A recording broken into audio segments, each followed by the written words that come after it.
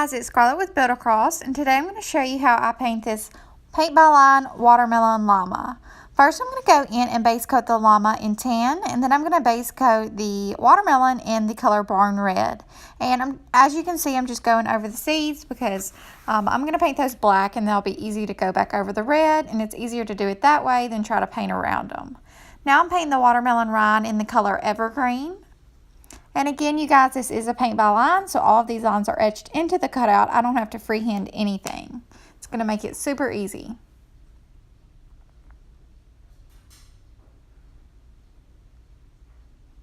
Now I'm just going to go in and base coat this little blanket on the llama's back in the color, this is the color Manatee Gray, I believe, and it's a Dixie Belle color.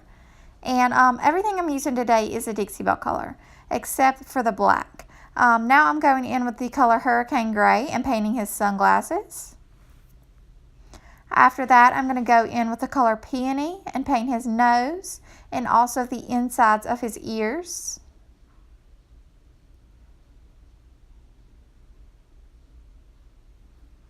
After that, I'm going to go in with a number 0 paintbrush and the Apple Barrel Black. As I was discussing earlier, it's the only color that's not Dixie Belle that I'll be using today. The reason I use the Apple Barrel Black is because it is a watered down black paint. If you just have like the Dixie Belle Black or another black, I would add a little bit of water to it when you're doing the detailing. Just makes it a little bit easier and helps your brush strokes to last longer. And I'm not freehanding any of this. I'm kind of just letting my brush fall into the grooves. And now I'm just going in and filling in those seeds. And now I'm going in with the color Manatee Gray and doing some accenting around the llama. And then after that, I'm going to go in with the same paintbrush. This is a number 0. Just wipe it off with a baby wipe and highlight everything with a little bit of white just to kind of brighten everything up. And then after that, I'm going to go in with a black painter's marker. And you can purchase those at Walmart, and I'm just going to use that to go around the edges just to kind of make everything pop. This step is optional. You can also go in with a sponge brush and some black paint if you'd like to. I just really like to use the markers because you have a little bit more control over it.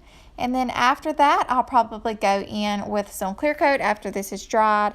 I'll either use the Rust-Oleum spray or the Dixie Belle Satin Clear, and then my product will be finished. I hope you guys enjoyed this tutorial. Make sure to like and share, and have a great day.